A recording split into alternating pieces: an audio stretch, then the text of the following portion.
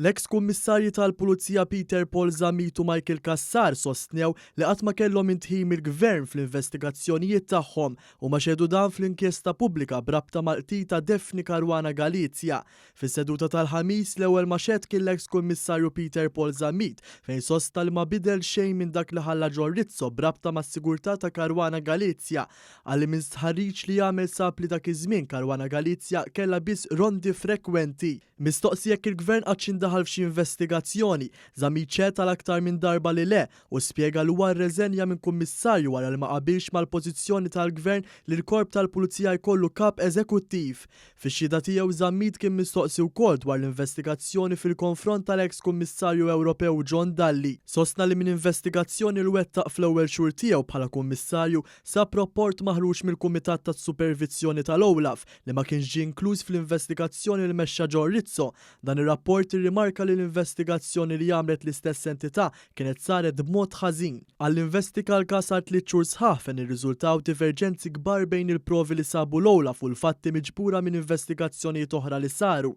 Mistoqsi jekk kellux parentela ma' John Dalli, Zamit qal li martu tiġi terza kuġina tal-eks kummissarju Ewropew.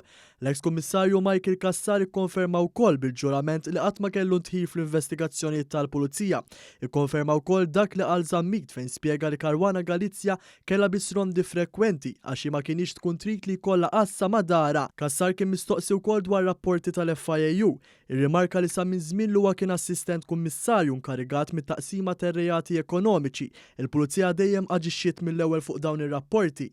Madankollu huwa rrimarka li l-proċess kien twil għax il-Pulizija dejjem kien ikollha terġa' tinvestiga u tiġbor l-evidenza kollha mill-ġdid għax il-liġi ma tħallihiex tressaq nies il-qorti għabbażi tar-rapporti tal-FIAU. Mistoqsi dwar l-allegazzjoni ta' ħasil ta' flus mill-beħ ta' passaporti, Kassar irrimarka li minkejja li f'dan il-każ issemmew persuni qrib il-gvern fosthom Keith Kembri ħadd qatt m'għamel kuntatt miegħu biex ma jinvestigax u spjega li l-Pulizija bdiet bl-investigazzjoni tagħha bl-isem ta' Operation Green ma li l-FIAU qalqet l-investigazzjoni. Mistoqsi dwar ir-riżenja spjega li kien ilu mdejjaq fil-korp minn Diċembru u bl-aktar mod skiet tena li qatt ma kellu ntħim l-uffiċjali tal-gvern fuq kif jagħmel xogħlu ta' pulizija iżda qal li ma qabilx ma' deċiżjonijiet amministrattivi u akkompla x-xhieda tiegħu fil-magħluq u l-ġurnalisti preżenti ħarġu mill-awla.